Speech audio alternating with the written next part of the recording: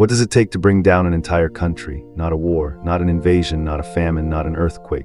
In 1997, it took a pyramid scheme. The government of Albania fell, army depots were stripped, the state stopped functioning across whole regions, and according to the International Monetary Fund's own account, roughly 2,000 people were killed. All of it triggered by a financial fraud, the kind of thing we file under white-collar crime. Numbers on a page, somebody else's problem. Almost nobody outside the Balkans knows this happened. By the end of this, you will understand not only how a country can be talked into the impossible, but why the crowd agreeing with you is the single most dangerous evidence there is. To understand how this was possible, you have to understand where Albania was starting from. For decades, it had been the most isolated and hardline communist state in Europe, more sealed off than the Soviet Union, more closed than its Balkan neighbors. Then in 1991, communism ended, and a whole population walked out of that into a market economy overnight. Consider what that actually means in practice. These were people who had never held a private bank account, never bought a share, never taken out a commercial loan or read a prospectus or watched an investment go wrong. There was no meaningful financial regulator because there had never been anything to regulate, and no folk memory of a scam because there had never been anyone allowed to run one.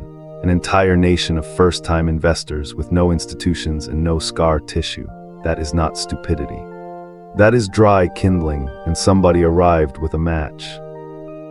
Companies began appearing that offered saving schemes, and the terms were extraordinary. 10% a month, then 20. Some promised to double your money outright in a matter of months. Now, to anyone with financial experience, those numbers are not attractive. They are alarming because no legitimate business on earth reliably generates that, and a return that size is not a bargain, it is a confession. But that reaction is learned. It comes from having watched other people lose money to promises like it. Albania had nobody who had watched that, so the offer did not read as absurd. It read as what capitalism must be like. The thing they had been told for decades was making the West rich, finally available to them. And crucially, in the beginning, it worked. The early investors really were paid, which is not a flaw in the scheme. It is the entire mechanism. There was no business underneath. That is the thing to hold on to. No factory, no farm, no import trade, no investment portfolio generating returns. The money handed to the earliest investors was simply the money taken from the next wave of investors. Nothing was ever earned. Value was never created. It was only moved from later arrivals to earlier ones, minus whatever the operators kept. And that structure has a property that makes it uniquely dangerous, which is that it produces genuine, verifiable, tellable evidence that it works. Your neighbor really did get paid. He can show you the cash. He is not lying and he is not exaggerating. So he tells his brother, who tells his colleagues. The scheme's most effective salespeople are its own victims, and they are sincere. It looks like a miracle for exactly as long as the inflow keeps growing, and it must keep growing faster forever, which is the one thing no inflow can do. There is the scale, and these are the IMF's figures, not folklore. By late 1996, roughly half the country had money in these schemes, about 1.8 million Albanians. At the point of collapse, the scheme's nominal liabilities came to $1.2 billion, which was equal to half of Albania's entire annual economic output, half of GDP owed by things that produced nothing. And people were not investing spare cash, they sold livestock. They sold their homes. Families put everything they had into it, because by that stage not participating had become the risky choice. If your neighbor doubled his money and you sat it out, you were the fool who missed it. That is fear of missing out operating at national scale. Government figures publicly praised the schemes, which to an ordinary Albanian made them look not merely safe but endorsed, patriotic even. There was no longer anybody left to be the skeptic. Put the two numbers the IMF recorded side by side. When the government froze the accounts of just two of the schemes, ex-Hafri and Populi, in January 1997, those two alone held $250 million, 10% of the national economy, sitting in two companies that made nothing. And the full set of schemes owed roughly half of everything the country produced in a year. That is the whole, not a market correction, not a bad quarter.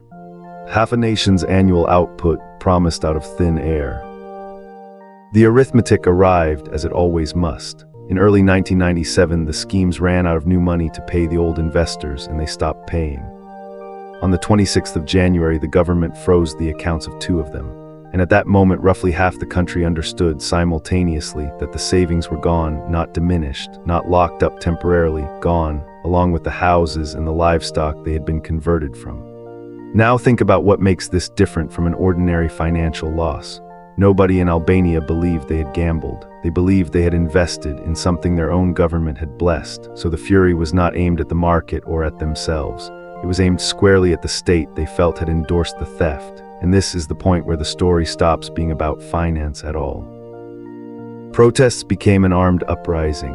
Crowds broke into army depots and police armories and took what was inside, which meant a furious population was now armed with the state's own weapons. Government control collapsed across whole regions and cities. The prime minister resigned.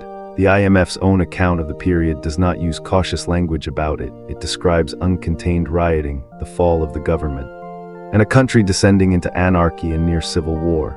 Roughly 2,000 people were killed before an international force came in to restore order. 2,000 people because of a savings product. We categorize financial fraud as a paper crime, something that happens to balance sheets and gets resolved in a courtroom years later. Albania is the counterexample nobody teaches. It shows you the whole distance between a fraudulent return and a body count. And it turns out that distance is about 6 months. So what is the lesson beyond the useless advice not to join pyramid schemes? It is two things, and they both cut against instinct. The first is that an impossible return is not a secret, it is a countdown. 10% a month is not clever access to something ordinary people are locked out of. It is a statement that somebody else's money is being handed to you, and the only open question is how long until you are the somebody else. If nobody can explain where the yield is generated, the answer is that it is not generated. The second is harder. Your instinct says a thing is safer when everyone around you is doing it, that a million people cannot all be wrong. In Albania, roughly half the country was in, the government was praising it, and the entire crowd was wrong at the same time together. Crowd size is not evidence. It is often the last thing you see before the drop. Albania recovered. It is a functioning country today, and most of the people who lost everything in 1997 rebuilt from nothing, which is its own quiet story. But the reason this belongs in a series about money is not the ruin. It is that every element of it is still in circulation. The impossible return that nobody can explain. The early winners who are telling the truth. The authority figure whose endorsement makes it feel safe. The neighbor who is getting rich while you hesitate. And the crowd, always the crowd, growing large enough that doubting it starts to feel like arrogance. None of that is specific to a poor country in 1997, and none of it required anyone to be stupid. It only required that nobody in the room had seen it before. So when something promises you what cannot be delivered, ask the only question that has ever mattered. Where is the money actually coming from? Because somebody is always paying for that return, and eventually that somebody is you. Every figure here comes from the International Monetary Fund's own working paper on the collapse. Two corrections are worth stating out loud because they were in the version of the story we started from. It is often said that 2/3 of Albanians were invested. The IMF's figure is roughly half the country, about 1.8 million people, and that is the number we used. And the widely repeated claim that 500,000 weapons were looted does not appear in that source. So we left it out rather than pass it along.